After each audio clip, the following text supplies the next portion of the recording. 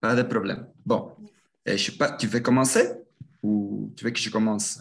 C'est moi qui vais commencer. Oui, bonsoir. Bonsoir, Bonsoir. merci. Bon, merci, Président. Merci, M. Kane. Merci, Mauricio, aussi, d'avoir bien accepté de nous rejoindre dans la coordination et dans la tenue de cette activité. Vraiment, vous avez fait de votre mieux. Et donc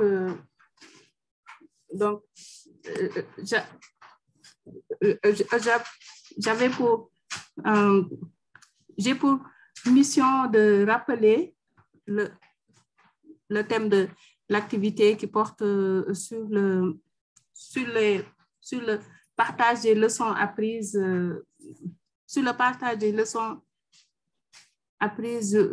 du camp d'entraînement intense du VOP Leadership Bootcamp organisé par l'IOCE. Donc, pour les objectifs de cette session, nous pourrons citer, par exemple, c'est-à-dire le fait de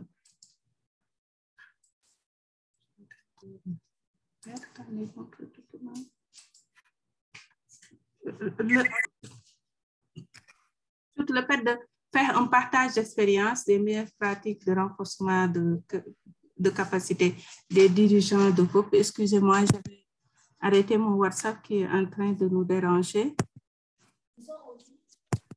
Alors, et aussi, pour les intérêts de cette activité, c'est aussi ce sont les leçons apprises qui seront présentées et les recommandations aussi qui seront formulées, les compétences des acteurs et praticiens de l'évaluation en matière de leadership et de gestion des membres, des dirigeants des groupes. Donc, comme pour rappel,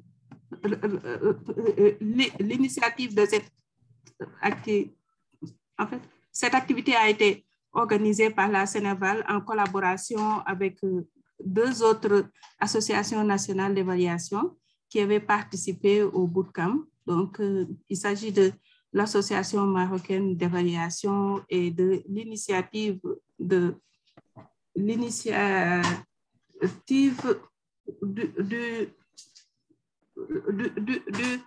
portail.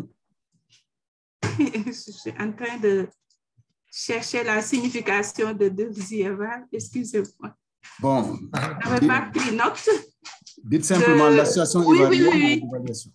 C'est plutôt l'initiative ivoirienne d'évaluation. Je n'avais pas pris note, je croyais que je maîtrisais ça. Donc en tout cas, nous remercions l'IOCE d'avoir bien voulu accepter nos profils et nous aussi, nous sommes heureux d'avoir été les cobayes à cette première édition de Bootcamp. Donc je m'en vais vous partager les différents profils qui vont animer cette session. Je peux le faire, je pense. Ou Mauricio, je vous laisse le faire. Oui, vas-y. D'accord. Donc, il s'agit de moi-même, Yaï Fagefa, je suis juriste de formation, diplômée de EVEL France et de l'Institut africain de management en suivi et évaluation. Je suis aussi évaluatrice émergente et militante des droits des femmes et des droits des enfants. Actuellement, je suis chargée de suivi et d'évaluation dans une organisation de défense des droits humains. Et aussi, je suis chargée de communication au niveau de la Sénégal. Il y a aussi M. Lamidjo, qui est titulaire d'une maîtrise en économie rurale et politique agricole. Il est évaluateur émergent, capitalisant une expérience dans la recherche, la planification, les études financières, la gestion de bases de données, les statistiques, le suivi et l'évaluation. Il est actuellement le secrétaire permanent de Sénégal. Il y a Mme Penda Fall, qui est spécialisée en suivi et évaluation de projets, diplômée de l'université Alioune Diop de Bambey à l'UFR Santé Développement Durable. Sa formation de base en santé communautaire lui a permis de travailler comme assistant de recherche auprès de plusieurs organisations et les évaluatrices émergentes au même titre que Lamine et moi, et assistante de recherche et ancienne trésorière de la Sénégal. Elle est actuellement assistante au programme au PAM. Donc, il y a monsieur, nous aurons aussi l'intervention donc pour les deux intervenants que je viens de citer, Lamine et Penda, ils vont intervenir au titre de la Sénégal. Donc, il y a aussi monsieur Guillaume Akakoua de la 2I EVAL, de l'initiative ivoirienne d'évaluation, qui est ingénieur en finance et comptabilité, fiscaliste gestionnaire, manager fondateur de MAES, ingénieur. Il est conseiller en stratégie marketing et commercial, conseiller en informatique. Il est proposé président des évaluateurs émergents et actuellement secrétaire permanent de la 2I EVAL. Madame Gislan Kamal, elle est engagée dans le développement de projets à fort impact social. Depuis plus de 10 ans, elle est en charge du dossier des évaluatrices émergents et émergentes. Elle est représentante de l'Association marocaine d'évaluation au conseil d'administration du RFE et membre du comité de coordination du réseau francophone des évaluateurs émergents. Elle est la directrice stratégie et croissance à Tribu Africa, membre du bureau exécutif de l'Association marocaine de l'évaluation. Et je vais terminer par notre coach, notre coach lors du bootcamp, M. Mauricio Dorante, qui a une maîtrise en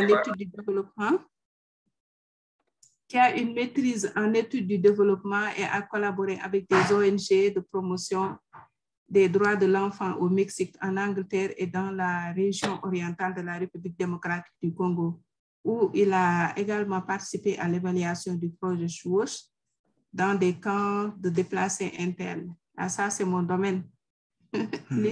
La gestion de l'hygiène menstruelle. Il a travaillé comme fonctionnaire dans un programme de renforcement des capacités pour les ONG du développement au Mexique. Et il est actuellement responsable du suivi et de l'évaluation dans un programme de promotion du développement durable avec les communautés rurales au Mexique. Il est membre de la VOP mexicaine, ACEVAL, et du réseau Evaliang d'Amérique latine. Je vous remercie de votre attention et je vais passer la parole à notre modérateur, à notre illustre modérateur, M. Mauricio.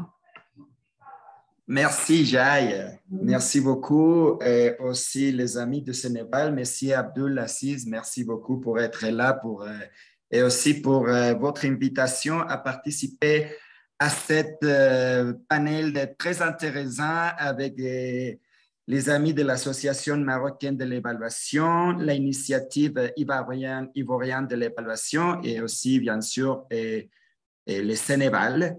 Et vraiment, merci pour cette initiative puis pour l'invitation à faire partie.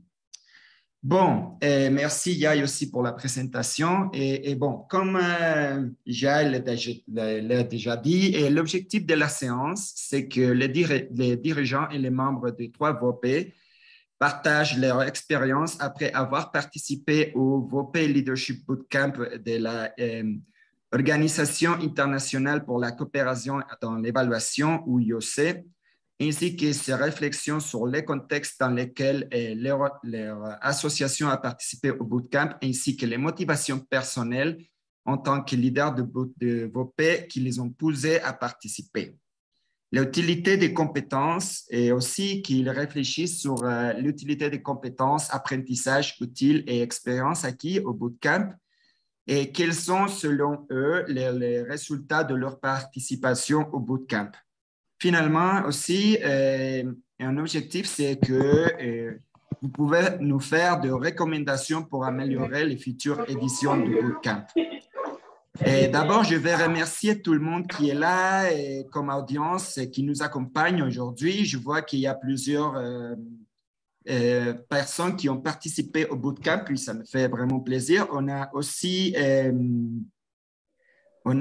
la participation de Madame Claudia Mir. Elle était le coaching, elle a été chargée de coaching session, de la séance de coaching pendant toute la durée du bootcamp. Et je vous remercie vraiment que vous êtes là. Et bon, pour ne pas prendre plus de temps, je vous présente comment ça va développer la séance. D'abord, je vais vous présenter très brièvement c'était quoi les VOP Leadership Bootcamp. Et bon, les panélistes, mais ça, Madame Yaï l'a déjà fait.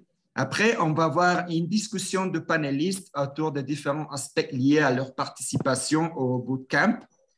Et ça va se faire dans ces 3 rondes, 3 tours de questions. Et après, on va ouvrir les micros aux participations du public et réponses aux questions que vous faites. Vous pouvez toujours les faire dans les chats ici au Zoom ou sinon aussi dans les réseaux sociaux de Sénéval ou Facebook. Finalement, on va parler sur oui, allô? On va parler sur les perspectives et recommandations pour le futur. Oui, je vous demande aussi si vous pouvez étendre votre micro, sinon ça va être un peu compliqué. Et finalement, on va clôturer la séance. Bon, c'était quoi le Leadership Bootcamp? Le Leadership Bootcamp, c'était un programme qui vient de se passer. C'est un programme pilote de formation intensive pour les dirigeants d'organisations bénévoles pour l'évaluation professionnelle, soit VOP, qui sont membres de l'IOC, qui en anglais s'appelle la International Organization for Cooperation in Evaluation. Son objectif a été de renforcer les capacités institutionnelles des VOP en développant et en renforçant les compétences et capacités stratégiques, organisationnelles et axées sur les résultats, ainsi que les compétences entrepreneuriales, soft et hard, des dirigeants de VOP. On a eu, c'était un événement quand même global. On a eu la participation de 57 dirigeants de 30 VOP qui venaient de 28 pays et aussi on a eu la participation de 2 réseaux régionaux.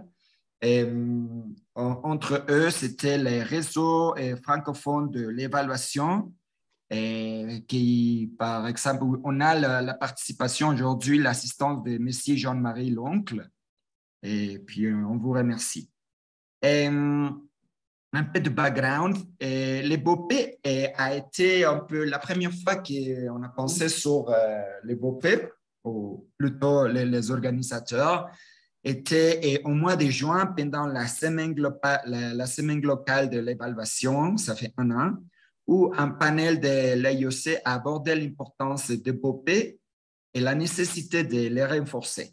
Après, en septembre, il y a eu une première ébauche du programme présenté à la conférence 2021 de la Société européenne d'évaluation. Et après, pendant les mois compris entre décembre et février, une équipe d'experts a commencé à travailler sur la plateforme et son contenu. Et finalement, le 7 mars de 2022, on a eu le lancement du BOP Leadership Bootcamp. Alors, le BOP Leadership Bootcamp, comme je l'ai dit, c'était un programme en ligne intensif avec une plateforme interactive de micro-learning. Elle était disponible en anglais, espagnol et français pour ne pas laisser personne en arrière. Et il était compris de 6 modules d'1 semaine de duration dans laquelle il avait des activités asynchrones, des lectures, des vidéos, des devoirs, des infographies et auto-évaluation. Il y avait aussi des activités de groupes synchrones, des séances de mise en réseau où les différents les différents membres de BOPE pouvaient interactuer avec des autres BOPE. Il y avait aussi des séances de coaching et de leadership. Ça, c'était Madame Claudia Mir qui les a dirigés. Et dans quelques modules, il y avait des tâches qui ont été développées pour appliquer les sujets sur les BOPE. À la fin, l'objectif de bootcamp, c'était qu'à la fin, les BOP, les participants avaient de portefeuilles de projets. Les 6 modules ont été compris, ont été centrés sur les sujets de la planification stratégique, la gestion organisationnelle, la gestion du projet, la communication et mise en réseau, les leaderships et les programmes d'évaluation, les programmes globaux d'évaluation. Ça, c'était un peu les cadres de BOPE. Et les résultats attendus ou visés, c'était qu'à la fin du bootcamp, les participants avaient renforcé leurs compétences en matière de leadership et de gestion d'organisation, et aussi qu'ils ont produit un portefeuille de projets pour leur BOPE qui viserait à renforcer la planification stratégique et opérationnelle, le financement des projets et leur suivi. Quelques outils que le VOPE a transmis qui ont voulu transmettre est-ce que vous voyez mon écran? Allô, allô? Oui, on le voit, mais ça ne défile pas. Hein. Parfait. Alors, OK, je continue. Et c'était quelques outils de gestion qu'on a appris pendant les bootcamps. C'était un plan stratégique. C'était aussi l'analyse SWOT, et les plans de projet et les plans de communication interne. Ça, c'est ça qui a compris, disons, les portefeuilles de projet. Aussi, pendant les séances de coaching, on a appris les modèles Growth, l'AMIB, qui c'était un outil de diagnostic organisationnel, les modèles de conversation de délégation, les modèles d'observation et feedback, les pitchs d'ascenseur et l'écoute active, et aussi les compétences de leadership partagé ou horizontal. Je voulais demander à Mauricio, est-ce qu'il est en train de dérouler une présentation ou quoi? Oui, est-ce que vous pouvez le voir? Non, ça ne déroule pas. On n'a que le plan de la session que vous avez présenté, mais après, ça s'est arrêté là. Ah, OK. Attendez une seconde. OK. Donnez-moi une seconde.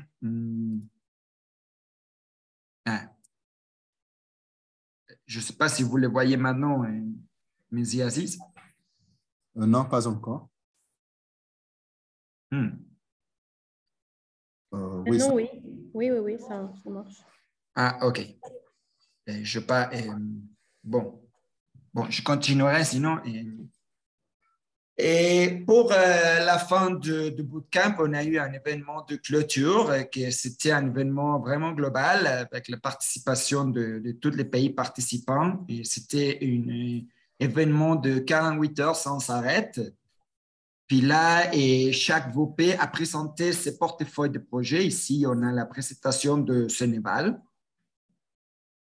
Aussi, on a la présentation de l'AME et la présentation de l'initiative ivoirienne pour l'évaluation. Donc, ça, c'était un peu le bootcamp. Si vous voulez, vous pouvez toujours consulter la page de YOSE pour avoir plus d'informations. Mais ici, on n'est pas vraiment pour connaître plus sur les bootcamps, mais plutôt pour connaître aujourd'hui l'expérience de participants au bootcamp. Donc, Madame Yaye m'a fait la faveur déjà de présenter les panélistes. Et on a Madame Ghislaine, elle-même, Yaye, et Monsieur Guillaume Koua de l'Association ivoirienne, de l'initiative ivoirienne de l'évaluation, excuse-moi mon français, et Madame Pendafal et aussi Monsieur Lamine. Donc, comme je l'ai dit, on aura 3 tours de questions sur lesquels les participants vont pouvoir faire sa présentation. Et là, donc, je passe au premier tour. Donc, ce qu'on voudrait savoir, c'est comment le bootcamp a pu vous renforcer en tant que leader de BOPE et quels ont été les apprentissages, les outils et les expériences les plus significatifs pour vous dans le cadre de la professionnalisation de votre association? Et finalement, les compétences acquises au cours de la formation. Est-ce qu'ils ont été utiles pour votre association et oui ou non, ou dans quel sens? Donc, je vous laisse, les panélistes. Vous avez chacun 3 minutes pour présenter. Allez-y, qui veut commencer? Peut-être...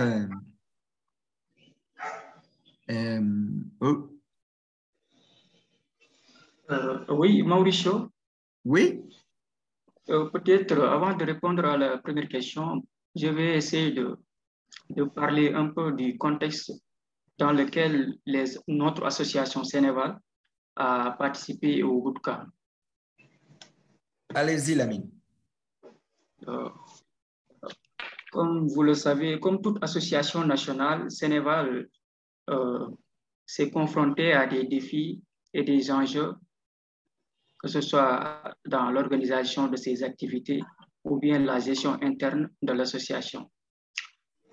L'évaluation est un acte de bonne gouvernance qui est devenu depuis quelques années la principale matrice pragmatique des politiques publiques nationales et un enjeu majeur du développement. Mais en dépit d'un contexte politique, institutionnel et social favorable, des poches de résistance existent toujours sur le cheminement de l'évaluation, rendant ainsi un enjeu structurant toutes les initiatives en faveur de son développement. Dans ce contexte, l'intervention de Sénéval dans ce nouveau contexte, il y a une tournure particulière en ce qu'elle ambitionne de contribuer activement à promouvoir une culture de l'évaluation et à renforcer les capacités des acteurs institutionnels en évaluation au Sénégal. Toutefois, Sénéval, comme toutes les associations, s'est confronté aux défis et enjeux pour pouvoir mener à bien ses activités. Parmi ces défis, on peut souligner la reconnaissance par les pouvoirs publics. Sénéval bénéficie certes d'une notoriété dans le milieu de l'évaluation, mais elle n'a pas encore pu systématiser son dialogue avec les pouvoirs publics en vue d'un soutien des hautes autorités de l'État. Il y a aussi l'existence d'une base d'adhérents pas suffisamment large et engagée pour développer une approche stratégique. Ces capacités contributives au développement limitent un peu la mise en œuvre de ces activités, compte tenu que Sénéval est une association encore jeune. Il y a aussi le défi de professionnalisation et de pérennisation de ces activités, que ce soit les activités de renforcement de capacité, de plaidoyer en faveur de l'institutionnalisation de l'évaluation au Sénégal. On peut citer aussi parmi les défis le déficit de ressources financières et aussi un plan de travail annuel réalisable. Comme enjeu aussi, on peut identifier les enjeux relatifs à la réflexion sur l'offre de services. On peut souligner aussi l'élargissement stratégique et la décentralisation des activités de Sénéval dans les sous-secteurs. Il y a aussi un autre enjeu qui est le recouvrement des cotisations de ses membres. Une diversification aussi des ressources de financement pose un problème et le développement de partenariats aussi avec le pouvoir public. Au vu de ces défis et enjeux, le bootcamp, les initiatives comme bootcamp devraient aider les associations nationales à se renforcer afin de pouvoir organiser ou bien mener à bien ces activités. Donc, c'est ça qui a un peu aiguisé Sénéval à contribuer ou bien à saisir de cette opportunité offerte par l'OICE pour participer au camp d'entraînement du bootcamp. Merci. Peut-être après, je vais revenir sur les questions.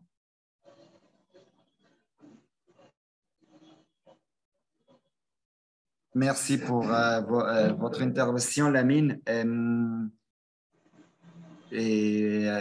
Madame Ghislaine, vous voudrez dire quelque chose à propos de cette question et aussi de quoi que Lamine a dit aussi? D'accord. Merci beaucoup, Mauricio. Je voudrais tout d'abord remercier la Sénéval d'avoir organisé ce webinaire, justement l'occasion pour nous de faire un retour sur l'expérience du bootcamp, qui certes était riche. Donc, mais d'abord, en parlant du contexte, donc sur le plan... Excusez-moi, c'est oui. toujours en plein écran. Est-ce que vous pouvez quitter le plein écran un peu voir la personne qui intervient? Parfait.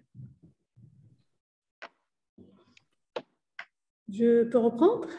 Oui, oui, oui. D'accord.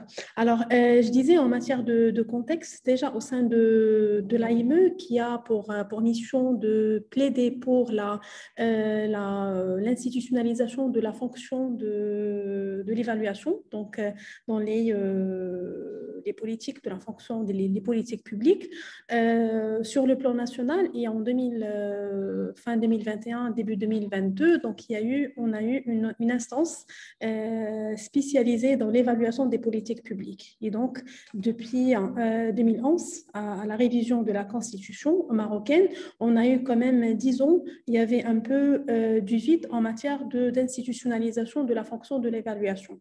Et sur cela, et en parallèle, l'Association marocaine de l'évaluation, comme une association leader au Maroc en matière d'institutionnalisation et de professionnalisation de la fonction de l'évaluation, menait un exercice en matière de révision stratégique et de révision de sa gouvernance afin de revoir les stratégies de communication, stratégie marketing, la levée de fonds et créer une dynamique locale au sein des membres. Donc, l'opportunité du bootcamp est venue vraiment à son temps bien précis car nous étions en parallèle en train de faire cet exercice en interne. Donc, tout l'appui des connaissances, le soutien, les séances, le plan de formation, les outils qui ont été mis à notre disposition nous ont permis non seulement de renforcer les compétences des membres qui ont participé, que ce soit moi ou M. Jamal Ramdan, mais également de mener à bien l'exercice tout en le pratiquant dans la stratégie et dans le plan d'action de l'association. Donc, ça au sujet du contexte, parce que nous, on l'a vu en tant qu'opportunité et le fait d'avoir une équipe d'appui, donc avec Mauricio, avec les coachs, donc on avait tout le soutien en matière technique, mais aussi on travaillait avec les équipes d'appui, enfin notre équipe qui était composée de trois membres, que ce soit le président, le trésorier et un membre de l'association. Et donc, c'était pour nous une opportunité réelle de revoir et de travailler sur la planification de l'AME pour les 3 prochaines années, tout en poursuivant un plan de formation. Voilà. Parfait, Madame Ghislaine. Oui, vous avez parlé le deux. Je pense que ça, c'est très important de plaidoyer, des capacités de plaidoyer. Peut-être on peut revenir ça plus tard. Là, maintenant, je voudrais demander à M. Guillaume de l'initiative ivoirienne de l'évaluation, s'il peut aussi nous partager quelques idées. Allô? Oui, vas-y, Guillaume. Oui, bonjour Mauricio, merci. Bonjour mes amis de la Sénéval. C'est un honneur de participer donc à cet événement. Pour déjà entrer dans le vif du sujet, pour répondre à cette question, je voulais déjà vous dire que l'initiative ivoirienne pour l'évaluation est très engagée pour la professionnalisation de l'évaluation en Côte d'Ivoire.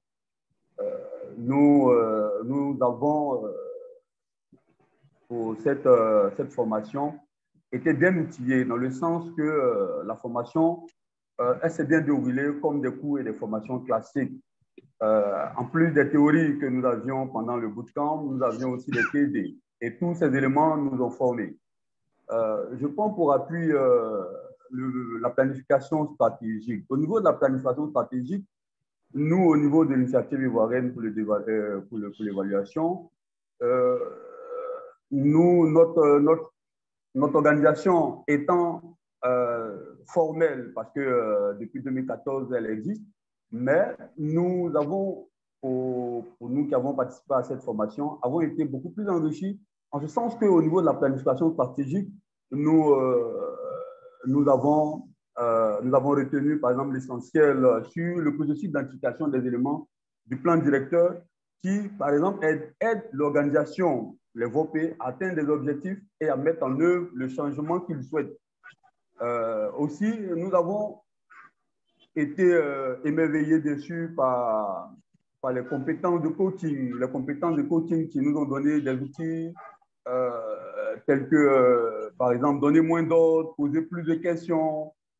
Ces outils-là, pour nous, nous renforcent davantage dans notre organisation interne pour mieux atteindre nos objectifs de professionnalisation. Et donc, je poursuis toujours pour dire que les 6 modules que nous avons pu visiter pendant la session, pendant la formation, nous ont été d'un outil très, très, très, très agréable. Quand on passe, par exemple, pour la gestion de projet, nous avons pu noter la délégation de responsabilité et ce sont des choses, ce sont des outils qu'au sein de Desieval, nous pratiquons, mais qui vont encore venir améliorer notre plan organisationnel interne, qui vont venir booster notre gestion. Quand je parle par exemple du 4e module, le pic d'ascenseur ou argumentaire éclair, ce module-là, par exemple, aide le leader à une communication très brève, mais précise et utile. Et donc, tous ces outils, c'est vrai que nous avons une sommes, comme on appelle, nous sommes une organisation très formelle, mais c'est des outils pour nous qui, davantage, vont nous permettre d'être beaucoup plus dynamiques, d'être beaucoup plus percutants. Je sais par exemple qu'au niveau de la présidence de Desieval, le leadership partagé, c'est quelque chose que le président il fait de façon courante, mais avec l'outil que nous avons pu voir, nous avons compris qu'effectivement, nous étions dans le bon chemin et que donc tout ceci est venu pour renforcer un peu, pour nous permettre de comprendre qu'effectivement, nous faisions un bon travail. Donc, de façon générale, avant même la formation, nous avions des formations avec les politiques publiques pour la professionnalisation et l'institutionnalisation de l'évaluation. Nous avons eu des rencontres avec l'inspection générale d'État et les inspecteurs généraux des ministères.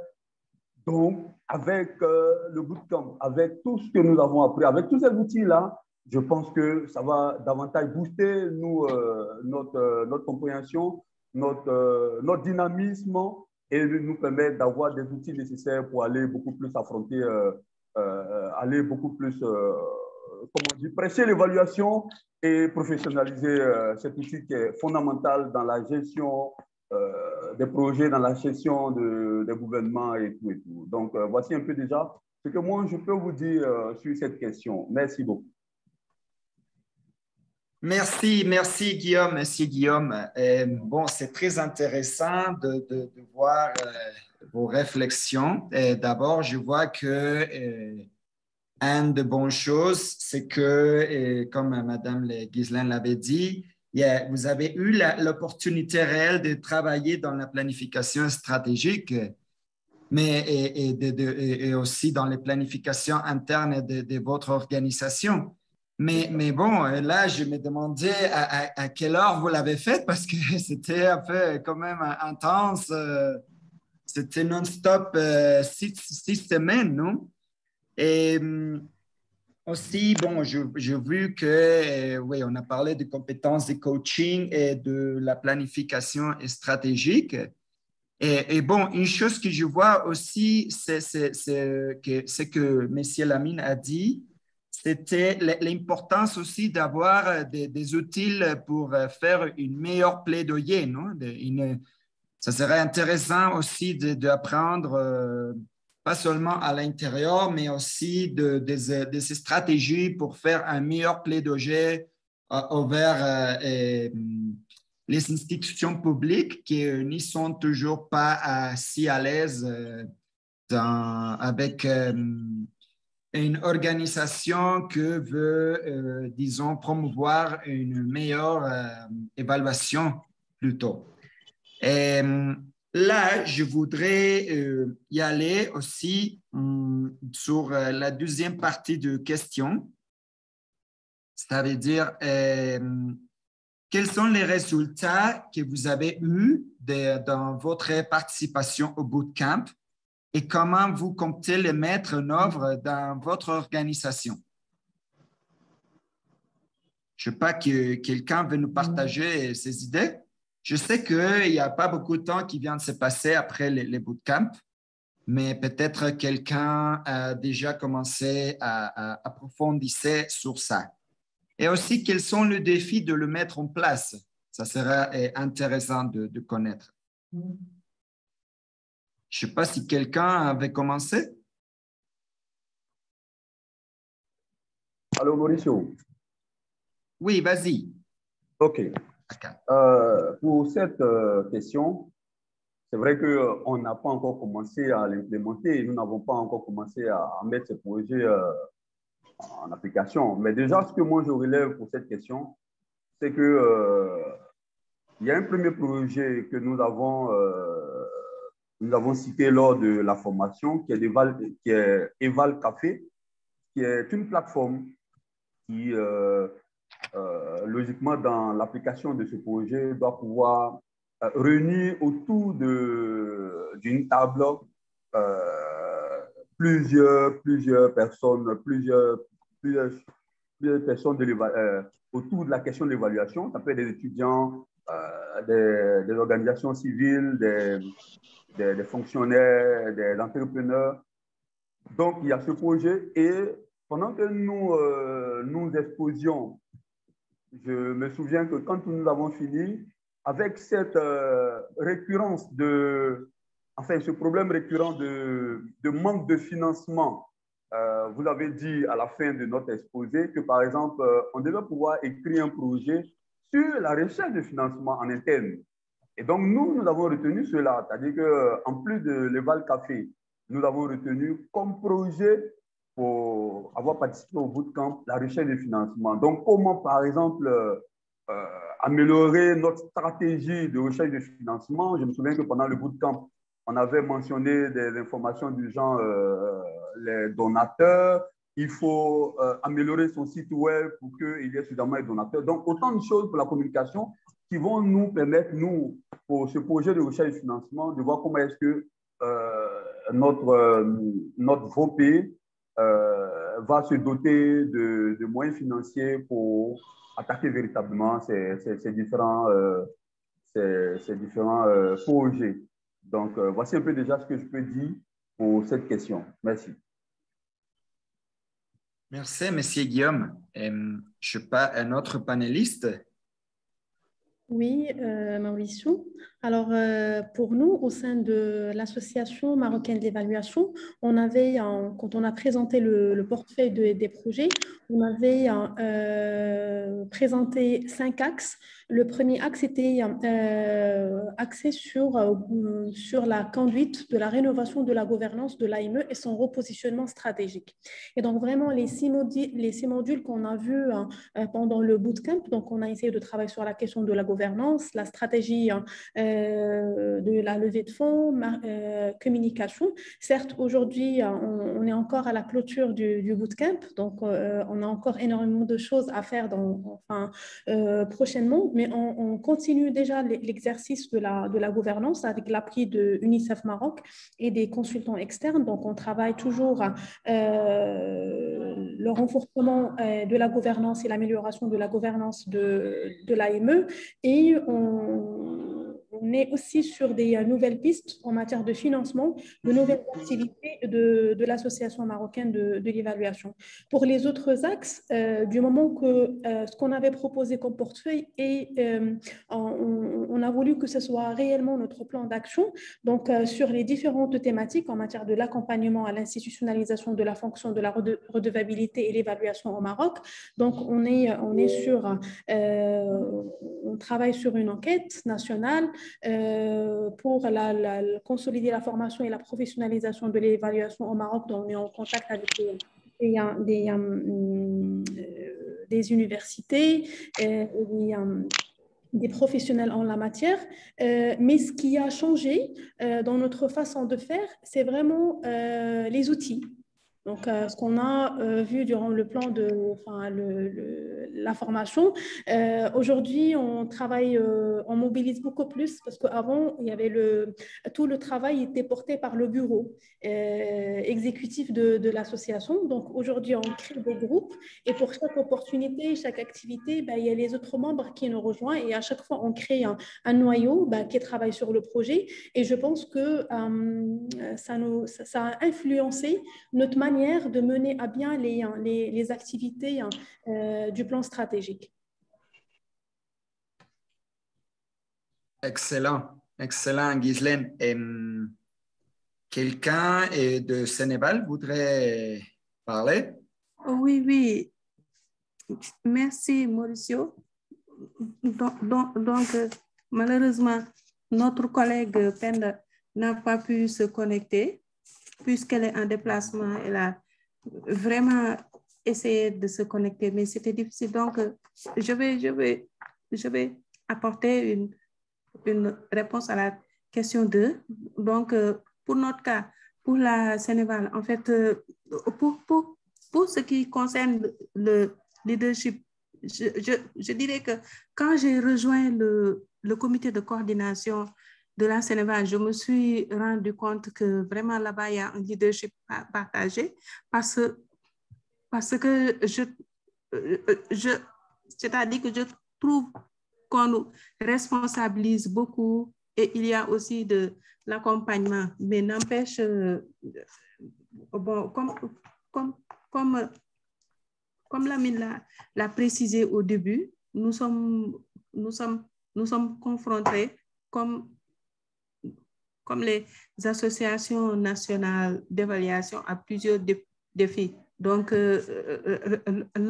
l'association est concernée par toutes les grandes thématiques qui ont été abordées durant la formation, notamment que ce soit la planification stratégique, la gestion des projets, la communication, le leadership et le réseautage et l'agenda d'évaluation. Pourquoi cela? Parce que c'est vrai qu'au cours de la formation, nous avons abordé la gestion de projet et le portefeuille de projet. Mais en fait, nous avions déjà des projets qui étaient visés et qui ont été utilisés pour renseigner les outils qui ont été mis à la disposition des participants au bootcamp pour faire les exercices à domicile. Donc pour rejoindre un peu mes prédécesseurs, vraiment en fait, je pourrais dire que les outils du bootcamp sont vraiment innovants et aussi clairs et faciles d'utilisation. Et vraiment, ça nous a aidés. Et l'un des défis importants qui se pose au niveau de la Sénégal est la mobilisation des ressources et des membres, comme l'a si bien rappelé Lamine, pour la coordination des actions, bien que pour rejoindre Ghislaine, nous au niveau de Sénégal, on a très tôt mis en place des groupes thématiques. Donc il y a des groupes thématiques qui existent déjà, enfants et jeunesse, évaluateurs émergents. Je pense qu'il y a démocratie et, si je me rappelle, il y a le groupe thématique démocratie mais il y a aussi le groupe thématique genre. Donc mais n'empêche, c'est toujours difficile de mobiliser les ressources et les membres pour la coordination des actions, comme je l'ai dit, mais aussi le recouvrement des cotisations et autres. Donc, pour le moment, nous n'avons pas encore eu le temps de faire non seulement la restitution, mais de soumettre au groupe les produits du bootcamp pour les pas faire. Donc, le bootcamp contribuera certainement au renforcement des capacités de nos groupes à travers celui des membres qui ont eu la bonne opportunité de participer à ce camp d'entraînement intense.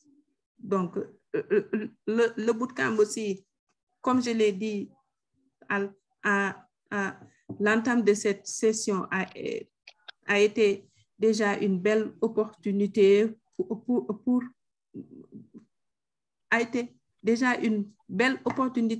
pour les personnes qui s'impliquent dans les domaines de l'évaluation et sujets connexes de se rencontrer, d'échanger sur les succès et les échecs personnels ou de leur groupe. À travers les séances de coaching,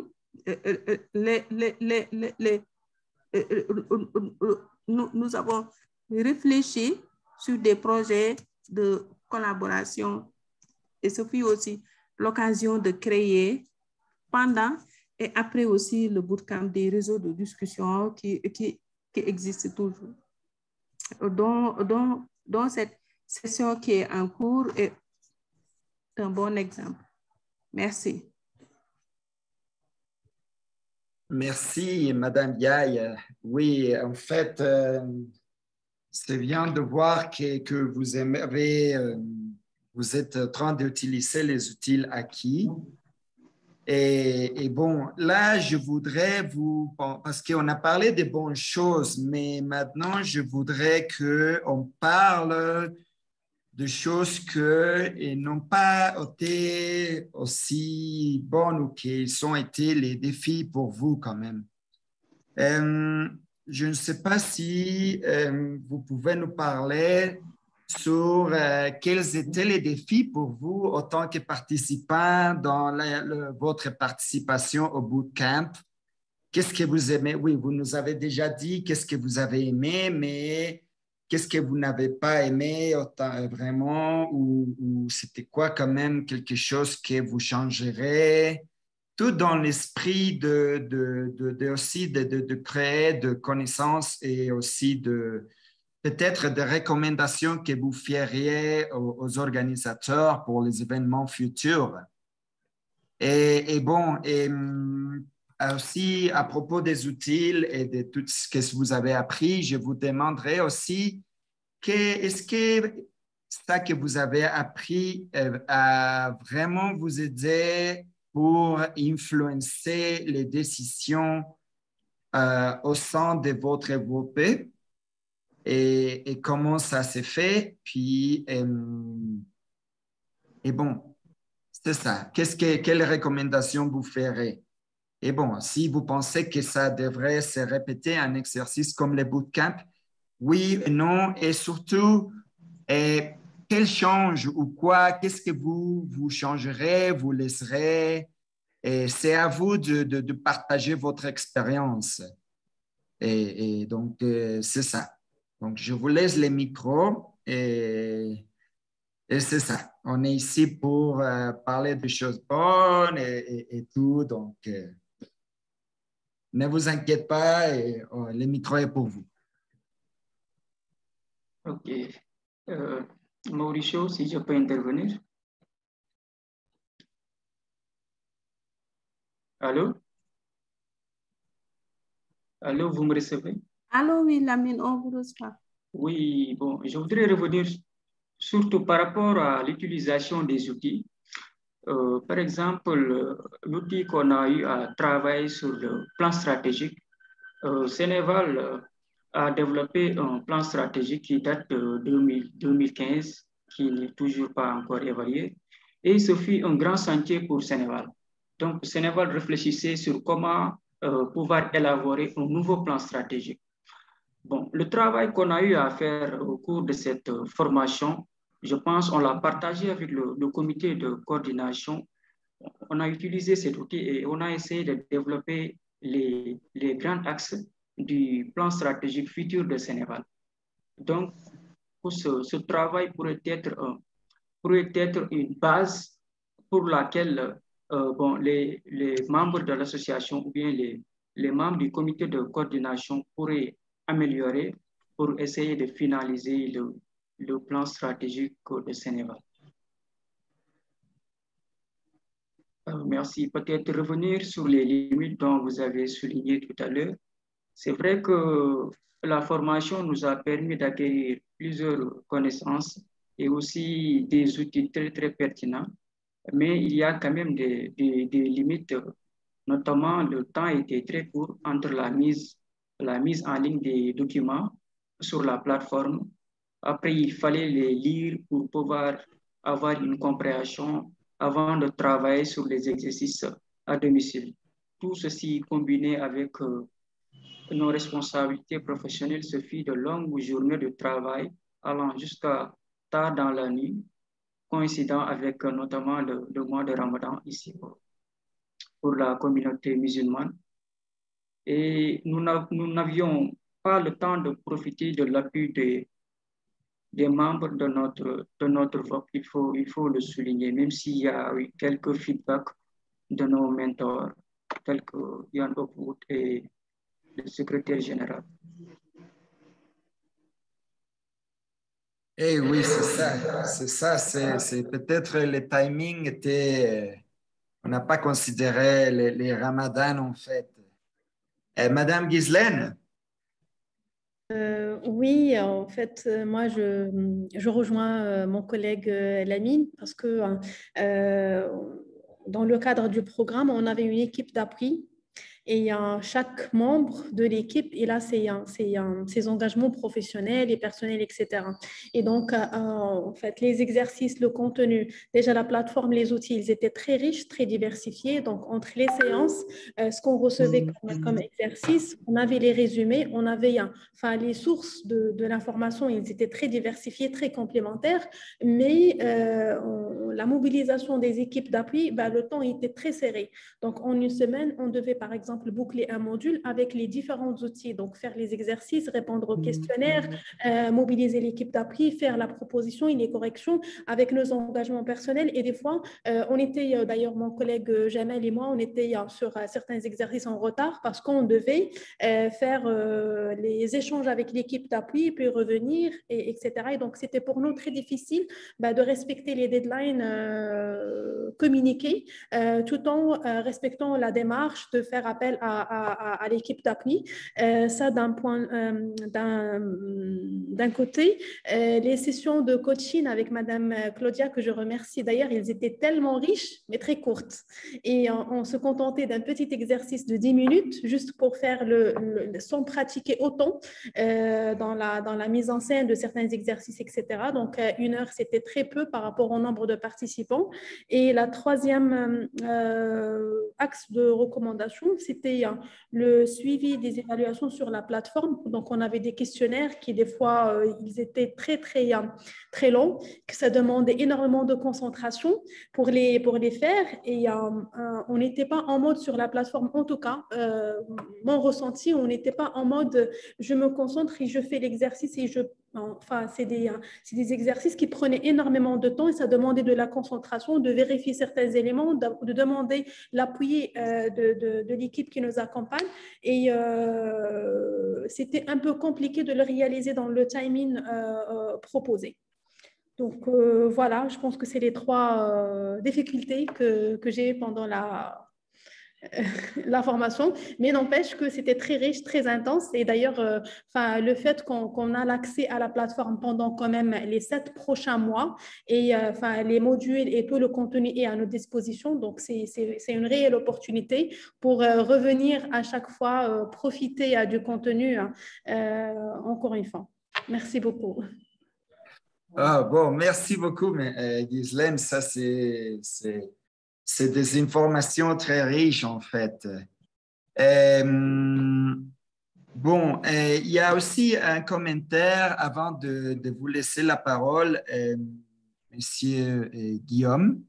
Il y a Monsieur Jean-Marie L'Oncle, il a participé autant que la RFE et ils disent une recommandation possible en tant que participant, c'est de tenir les camps d'entraînement sur une durée moins concentrée afin de laisser le temps de travailler avec les membres des instances de l'association.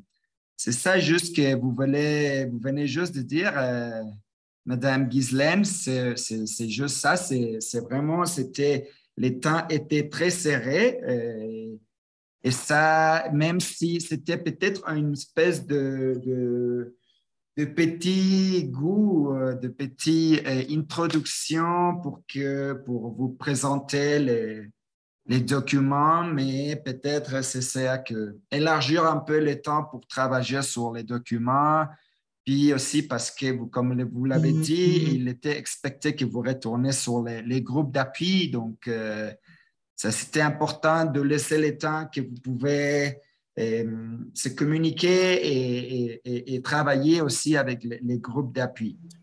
Merci Ghislaine. On voit qu'on a d'autres messages, mais je vous laisse la parole, Monsieur Guillaume. Alors, merci Mauricio. Voilà, donc je dis merci déjà à mes deux collaboratrices là qui m'ont précédé. En plus d'abonder dans le même sens qu'eux, c'est-à-dire les délais, les deadlines étant serrés, très courts, l'accumulation des exercices à faire par semaine. Moi, il y a un élément que je voudrais bien ajouter là, ça concerne le module 6. J'ai trouvé que le module 6 avait été très bref. On n'a pas eu le temps de le comprendre comme les autres. Et puis encore, les vidéos qu'on nous a laissées sur la plateforme, je ne sais pas, peut-être que c'est moi qui ai eu ces difficultés, mais je n'ai pas pu les lire. Et quand j'arrive à les lire, généralement, ces vidéos étaient en anglais ou en espagnol. Donc ça, pour moi, c'était une petite difficulté. Ensuite, là, je vais dire que je me souviens que j'ai partagé certaines informations avec vous, M. Mauricio, pour la maîtrise de la plateforme, mais pour pouvoir loger les exercices, tout ça. Donc, je pense qu'au fur du temps, on pourra moi, je souhaite déjà, je mets le pied dans le plat, là, comme recommandation, là, moi, je souhaite déjà que le bootcamp soit institutionnalisé chaque année, parce qu'effectivement, ça aide les leaders de VOP là, à s'acquérir d'outils très stratégiques pour être performants, pour être dynamiques sur le terrain et puis vraiment faire du progrès sur le chemin. Donc, en quelques mots, là, voilà un peu ce que je peux dire pour ce troisième tour. Merci beaucoup, Mauricio. Merci à vous, Guillaume. Oui, en fait, c'est ça. C'est vrai, Monsieur Jean-Marie, il vient de dire aussi que, bon, il faut donner plus de temps, mais peut-être pas trop long pour ne pas perdre la dynamique. C'est vrai, ça. C'est quand même quelque chose de compliqué dans les diplômats très longs qu'après ça, l'esprit se perd un peu, non? Mais bon. Et finalement, et avant de passer aux réflexions finales, ça, c'était une question qui a émergé dans le public. Si vous pouvez nous parler dans les sujets de... juste une seconde.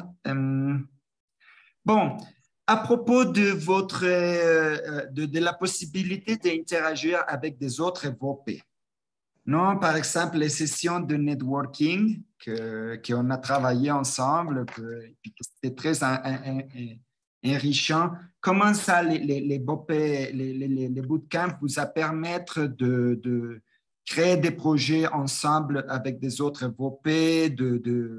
Est-ce que ça vous a permis de vous mettre plus en contact? Par exemple, je me rappelle qu'on a créé un chat. Est-ce que ça a vraiment, où on a unifié toutes les BOP beaucoup de BOP qui viennent de l'Afrique francophone? est-ce que ça vous a permis de commencer des projets, de commencer une conversation au-delà du bootcamp? Comment c'était l'interaction avec les autres VOP, puis comment ça crée ou non l'espace pour que vous interagissiez avec des autres VOP?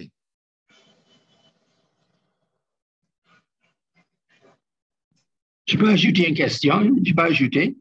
Oui, monsieur Yann. OK. Monsieur. Et quand vous répondez à la question, si vous pouvez me dire, si vous n'étiez pas avec le Maroc ou le 2IE ou l'AM ou le Sénégal, quel serait l'autre VOP où vous souhaiteriez évoluer? Voilà.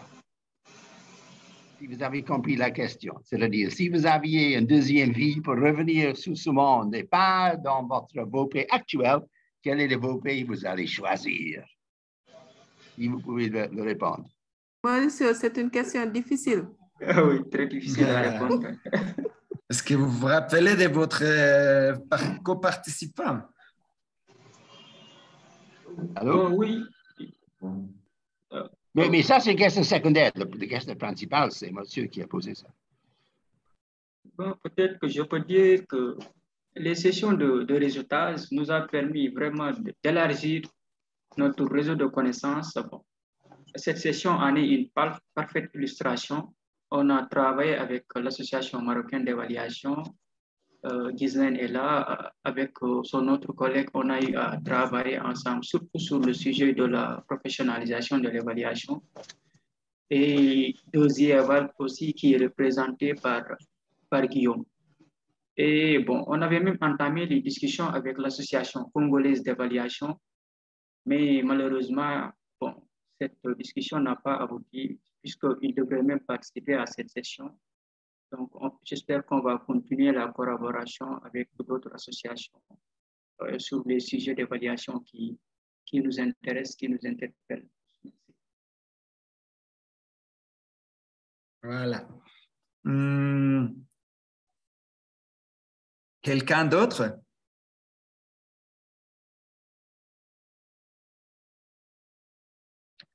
Bon, je me rappelle par exemple que dans la séance, il y a eu, on a travaillé dans la dernière séance, les bootcamp café, et il y a Madame Mireille de l'association camerounaise tous. Est-ce que vous pouvez nous dire, par exemple, par exemple, prenons cette question de M. Yann, comment on peut faire pour étendre et élargir les réseaux, puis quels seraient, disons, selon vous, les prochains pas pour créer, par exemple, un groupe plus grand des associations, en fait, qui puissent collaborer pour, par exemple, mettre en place une vision africaine de l'évaluation, en fait.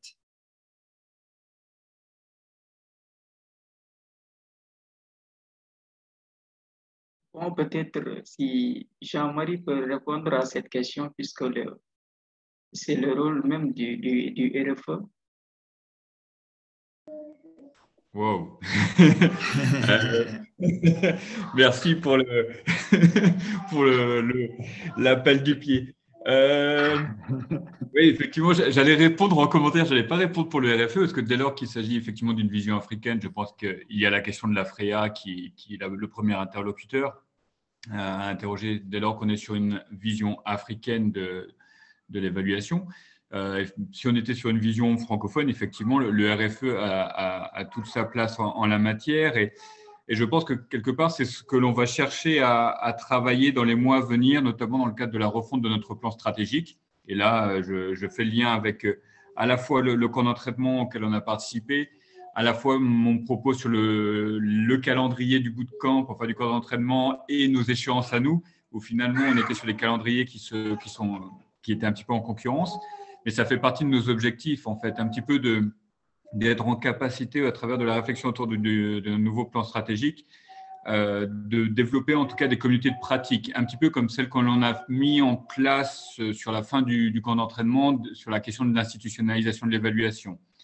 moi, c'est vraiment l'un des enseignements que j'ai apprécié de ce processus, c'est de me rendre compte que d'organiser des webinaires, en fait, c'est bien, c'est sympathique, mais les associations nationales d'évaluation et leurs membres ont aussi besoin d'échanger plus librement et pas simplement être dans une écoute d'intervenants extérieurs. Donc, l'échange et le retour d'expérience de pratique, en tout cas via une plateforme en ligne, me semble intéressante.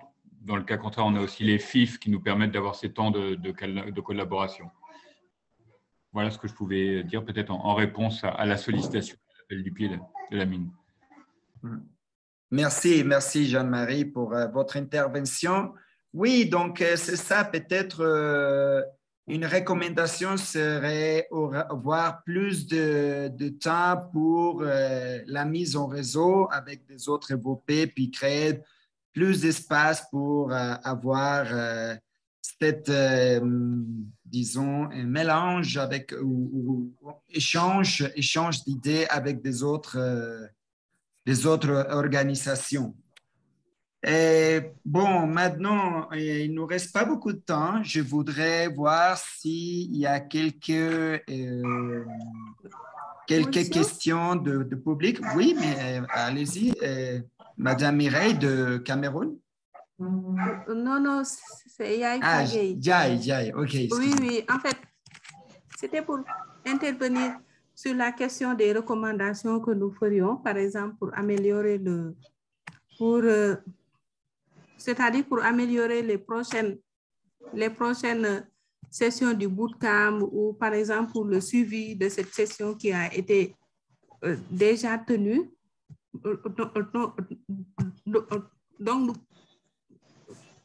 Donc, nous proposerions dans un premier temps déjà une correction des exercices à domicile qui ont été postés dans la plateforme, mais aussi une session de suivi sur les mêmes modules.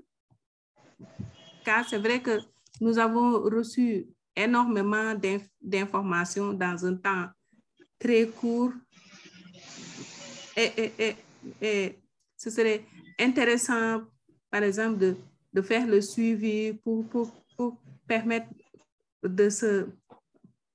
c'est-à-dire de se rendre compte de l'utilisation, mais aussi de la maîtrise des outils. Nous aurions aimé aussi assister à la présentation des modules, même si c'est 30 à 1 heure de temps par module, vraiment.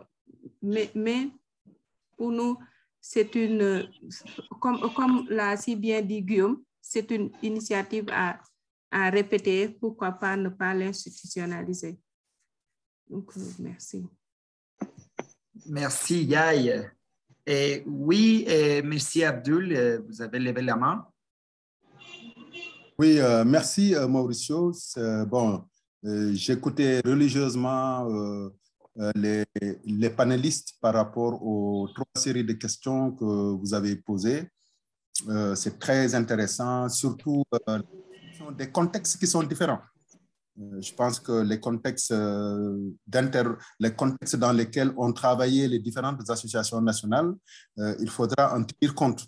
Et ce sont des éléments sur lesquels il faudra accorder une attention particulière dans la mesure où les outils d'évaluation devront tenir compte des espaces socio-culturels, des contextes sociopolitiques, n'est-ce pas, disons un peu de l'état d'esprit, n'est-ce pas, du contexte politique dans lequel, n'est-ce pas, on devrait utiliser ces outils-là. Je pense que c'est extrêmement important de tenir contexte. Et tout à l'heure, Jean-Marie a parlé un peu disons, de Made in Africa, n'est-ce pas, dans l'utilisation, par exemple, des critères d'évaluation. Ça a été une préoccupation lors du dernier forum international francophone de l'évaluation. Vraiment, je voudrais qu'on apporte une attention particulière sur ça, sur les éléments liés au contexte. La reconduction de l'initiative, je pense que c'est une recommandation qui est unanime, reconduire l'initiative, mais aussi il y a, disons, le calendrier. du camp, c'est un peu serré. Il y a un feedback qui est requis, par exemple, de nous, en tant qu'élément d'appui, en tant que membre du comité de coordination, mais pour appuyer nos jeunes évaluateurs qui étaient dans ce camp d'entraînement. Le retour était assez difficile parce qu'il y a eu des contraintes de part et d'autre à notre niveau, mais également au niveau des...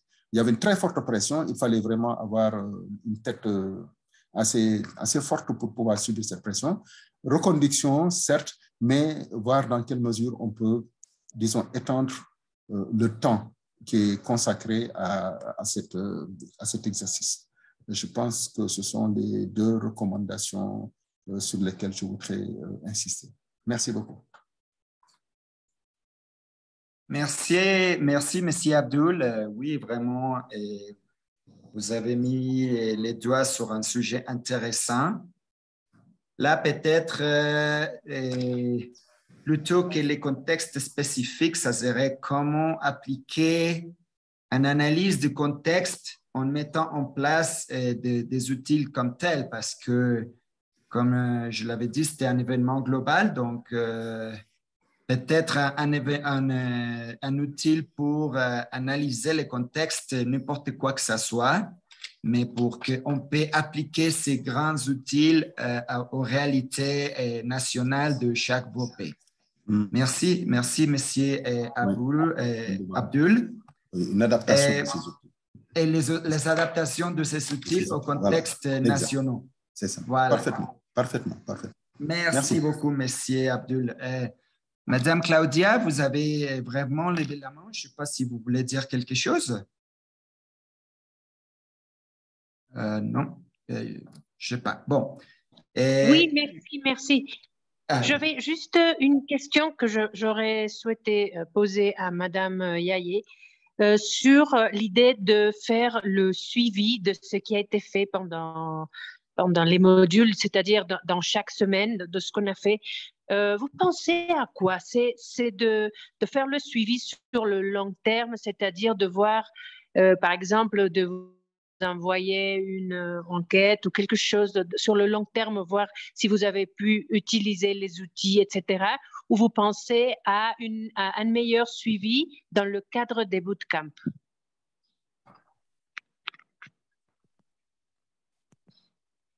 Voilà, c'est ça ma question. Merci, merci, Madame Claudia. J'étais en train de vous envoyer un message dans le chat box. En fait, c'est une recommandation qui fait suite à la première recommandation. Lorsque j'ai parlé, par exemple, de la correction des exercices à domicile. Parce que comme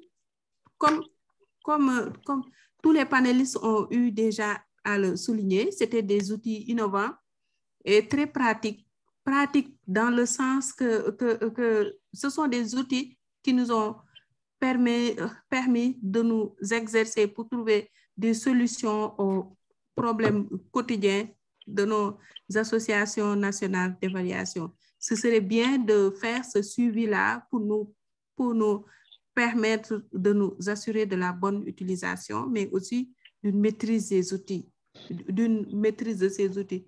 Je ne sais pas si je me suis bien fait comprendre. Oui. Et aussi, j'ai précisé Merci. C'est donc de donner du feedback. Voilà, du feedback aussi. Dans le cadre de la formation, vous voulez dire? Oui, non seulement du feedback, mais si on pouvait avoir une session de suivi, je ne sais pas ce qu'en pensent les autres panélistes qui ont eu à participer à une session de suivi. Donc, post-formation, c'est le suivi post-formation, c'est ça? Voilà, c'est de ça que je parlais. Je vois. Oui, génial. Non, mais je trouve que c'est une très bonne idée, Yaye, merci. Et je finis par comprendre. Merci bien. Oui. D'accord. Excellent. Alors, moi, je ne sais pas, je n'ai pas voulu trop insister, mais ce serait intéressant, effectivement, et je vais vraiment dans ce sens-là, ce serait intéressant que dans un délai pas trop loin, que l'OIC revienne aux candidats, n'est-ce pas, aux soldats qui ont été formés là, dans le champ d'entraînement, aux soldats pour le dire, mais le package qu'on vous a donné là, comment vous l'avez utilisé, quelles sont les premières utilisations et comment ça se passe. Après, qu'est-ce qui va se passer après? Mais surtout la question de la restitution. Est-ce que les représentants, est-ce que les cobayes ont restitué? Parce que nous sommes des cobayes, comme je dis. Oui, mais pour confirmer Yaye Fagué, il est prévu une séance de restitution de la participation des évaluateurs émergents au camp d'entraînement de l'IOCE. C'est prévu dans notre association. Oui, bien sûr. Je pense que merci Abdul, merci Claudia, merci Yaye. Et oui, je pense qu'un message, ça doit être pour les IOC, les organisateurs, comme on l'avait déjà dit dans la clôture de la séance, d'événement de clôture, les bootcamps est loin d'être fini.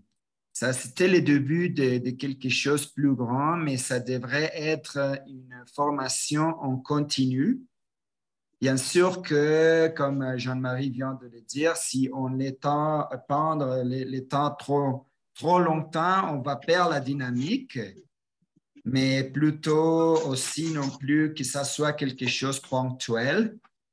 Et là, je vais dire, on est déjà presque sur le temps, mais juste dire que je prends note de toutes vos très bonnes recommandations, puis aussi de l'importance de voir comment adapter quelques outils ou choisir des outils qui soient ou adapter ces outils parce qu'on avait parlé que de l'utilité aux réalités.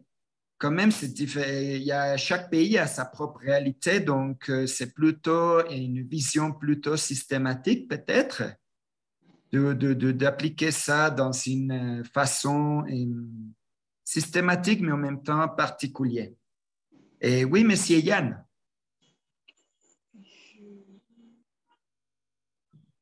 Bon, sans prolonger le débat maintenant, mais je voulais savoir un peu deux choses. Il y avait à un moment donné une trousse d'outils qui avait été développée pour la gestion de vos pays, n'est-ce pas? Et d'ailleurs, je pense que notre président Abdelaziz a pu assister à une session d'orientation avec cette trousse d'outils. Peut-être c'était à Yaoundé, j'oublie maintenant où. Donc ça, c'est une initiative. Et il y avait d'autres choses aussi au niveau de CLEAR. Peut-être c'était la même chose, des formations offertes par CLEAR francophone, aussi avec un élément de gestion. D'ailleurs, je pense qu'il y a certaines personnes de notre association, peut-être des Fatou, ont assisté à cela. Donc, est-ce que tous ces éléments existent encore ou est-ce que cette belle initiative, les remplace ou les complète?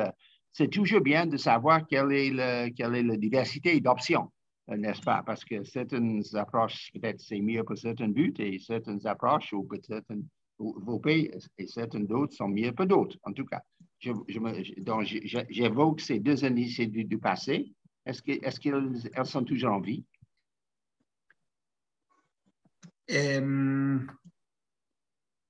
Oui, je sais que l'IOC, bon, il y a déjà Jean-Marie qui vient de nous partager un toolkit pour l'évoquer.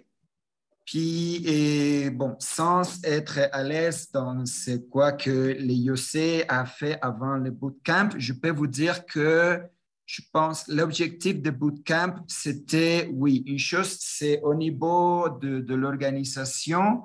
Et plutôt, les bootcamps, c'était pour développer des capacités personnelles de leadership de bootcamp. Donc, comme je disais, c'était un événement pilote. Et l'idée, c'est que on a justement, j'espère qu'on continue à avoir ce type de conversation pour voir, pour réfléchir comment on peut améliorer des exercices pour renforcer les capacités même de plaidoyer. Je pense que ça, c'est un sujet a été mis dans la table par Lamine, puis que c'est intéressant d'améliorer notre capacité de plaidoyer vers les autorités. Je vais vous inviter à visiter la page de Youssef.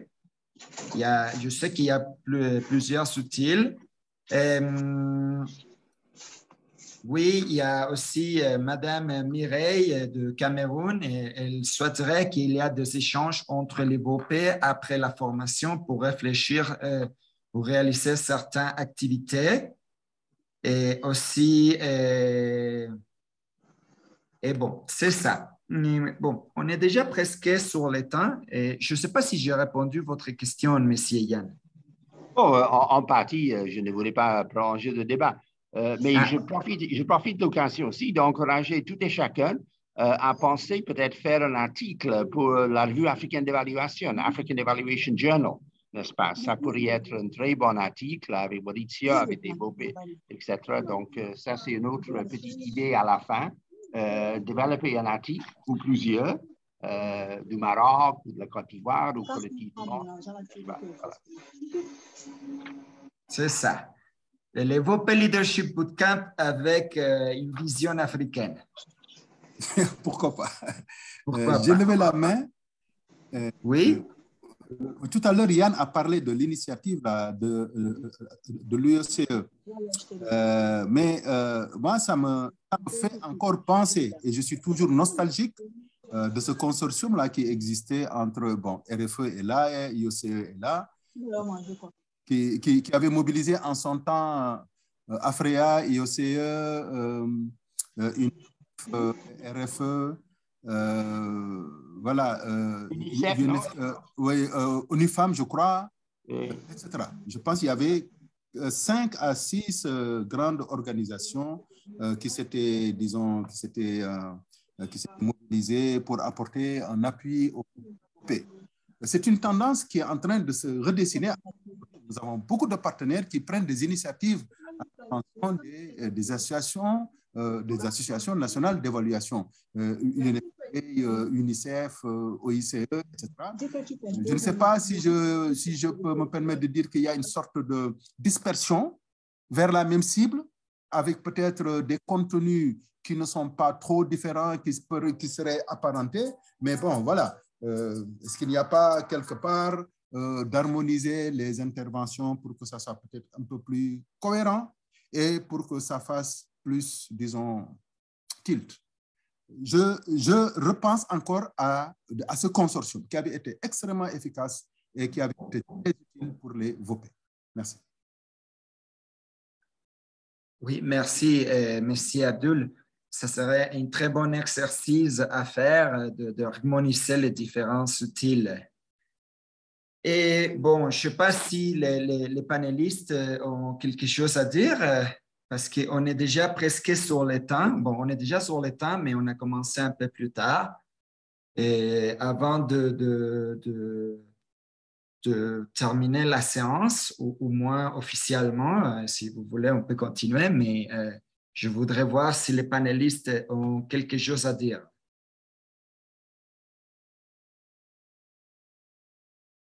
Puis aussi, je vais prendre l'idée de M. Yann de faire un article. Ça sera tellement intéressant. En fait, personnellement, je vois que le travail que vous avez fait au Sénégal sur les droits des enfants, c'est quelque chose qui m'intéresse vraiment. Donc, c'est ça. J'espère rester en contact avec tous. Mais bon, je laisse la parole, je ne sais pas, Ghislaine, Jai, Lamine, Guillaume, voudrait dire quelque chose? Oui, peut-être juste une proposition. Nous avons tous et toutes cité tout à l'heure ce besoin d'échanger, de travailler sur des activités communes. Peut-être juste de rédiger ensemble un retour des expériences chaque VOP membre qui a participé dans le bootcamp et de voir dans quel sens les contextes s'approchent, s'éloignent et comment chaque VOP a pu profiter de l'expérience et comment il a formulé peut-être dans 3 mois, 6 mois ou 1 an. Donc, c'est une proposition. Après, je voudrais vraiment remercier les organisateurs, Mauricio et tous les membres des VOP pour la richesse des échanges et pour l'accueil et les propositions. Voilà, merci beaucoup.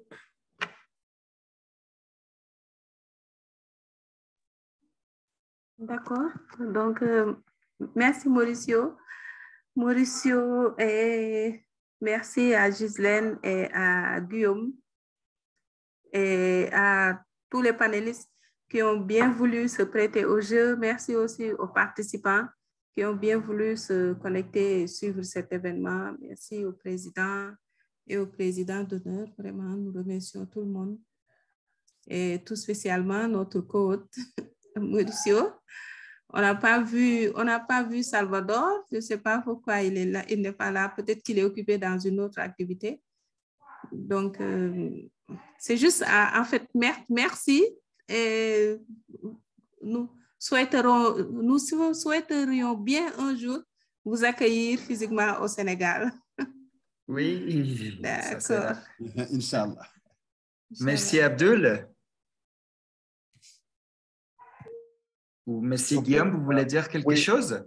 Non, mais juste dire merci à Sénéval pour cette belle initiative, cette opportunité de parler un peu des opportunités, des choses que nous avons pu visiter pendant la formation. Je dis merci Mauricio et merci Ghislaine. Merci à tous et puis voilà, merci. Merci Guillaume. Diamo? Oui? Ok, moi c'est Marion de Sénégal. Vraiment, merci à vous tous. Je tiens surtout à remercier M. Yann pour toutes ces idées, parce que cette idée-là, ce que vous êtes en train de faire maintenant, c'est partie de M. Yann. Merci pour toutes les idées qu'il nous a données pour ce local. Merci à vous tous. C'est tout ce que je voulais dire. Merci. Oh, merci, Mognon. Merci d'être ici aussi. Maounion est membre du comité de coordination chargé de la gestion des connaissances de Sénégal. Excellent. Excellent, excellent. Merci d'être ici, Madame Mognon. Et qui a fait un travail formidable d'organisation de plusieurs activités. Maounion, c'est pas moi qui ai parlé, hein? Bon. Merci. Merci. Peut-être avant que notre président prononce le mot de clôture, remercier nos chers panélistes. Je fais référence à Ghislaine et Bruno Aka Guillaume de la Dosier-Eval. Remercier encore Mauricio qui a bien voulu accepter de modérer cette session. Je remercie également tous les participants et participantes qui se sont joints à nous. Merci. Merci, Lamine. Et bon, juste avant que vous clôturez, bon, je ne sais pas si vous voulez dire, je voulais juste dire quelque chose avant de terminer la séance, mais je ne sais pas si vous voulez parler avant, M. Abdul. Je suis à votre disposition. J'interviendrai quand vous souhaiterez. OK. Et bon, je voulais juste aussi, avant qu'on finisse la séance, remercier à tous et toutes pour être ici dans cet événement. Je veux remercier les panélistes, Ghislaine, Guillaume, et surtout les panélistes qui sont membres de la Sénéval qui ont organisé cet très bon événement qui avait pour objectif justement de continuer la conversation qu'on a commencé avec le bootcamp et Lamine et Yaye avec toujours cette énergie de faire des choses et aussi Penda qui malheureusement n'a pas pu continuer avec nous dans cette conversation. Et pour moi, personnellement, ici, depuis le Mexique, c'était une expérience formidable pas seulement pour les connaissances, mais pour l'opportunité de partager avec des gens, des évaluateurs, de personnes si intéressantes, puis si compromettées, je ne sais pas comment on dit en français, comprometidos y comprometidas, que vous avez de compromis vers pas seulement votre groupe, mais votre pays et le développement en général. Pour moi, ça me rappelait mes temps quand j'étais au Congo, puis j'ai eu l'occasion de partager avec des personnes très intéressantes aussi. Merci, vous avez toujours été dans la meilleure disponibilité de faire votre meilleur dans la participation de Bootcamp. Puis j'espère vraiment qu'on continue à être en communication, puis que vous continuez la conversation. Je pense que c'est très intéressant, des exercices comme les Bootcamp qui ont souhaité, et puis je pense qu'ils ont bien réussi à faire... à donner des outils qui sont utiles, en fait, pour les VOP et qui sont utiles dans la vie en général. Mais bon, comme je l'avais dit, c'était un programme pilote, puis je suis sûr que les organisateurs, puis les directeurs de IOC vont prendre toutes ces idées en compte, puis je vous invite aussi à consulter la page de IOC, puis qu'on continue en contact. Merci, Monsieur Abdul, président, je pense, de Sénégal, Monsieur Yann aussi, Monsieur Jean-Marie, et tous ceux qui sont connectés aujourd'hui. Vraiment, on vous remercie de votre temps, votre implication, puis personnellement, je vous salue. Merci beaucoup. Bon, maintenant, Abdul, Monsieur Abdul, je vous laisse la parole. Merci, c'est vraiment... un honneur pour Sénéval d'avoir saisi cette opportunité de la semaine locale pour partager cette expérience qui a été extrêmement utile. Je pense que le feedback des différents participants donc de l'Association marocaine d'évaluation de Deuxieval vraiment nous ont confirmé effectivement les enseignements extrêmement intéressants qui ont été tirés de ce camp d'entraînement. Je voudrais simplement renouveler notre disponibilité, la disponibilité des VOP. Je pense que c'est un travail extrêmement intéressant. La passerelle qui existe entre les associations nationales, c'est quelque chose qu'il faut maintenir. Je pense que c'est des espaces de coopération, de partage d'informations, de connaissances, d'expériences, de bonnes pratiques, avec l'appui des partenaires tels que l'OICE, RFE, AFREA, ONU Femmes, UNICEF, etc.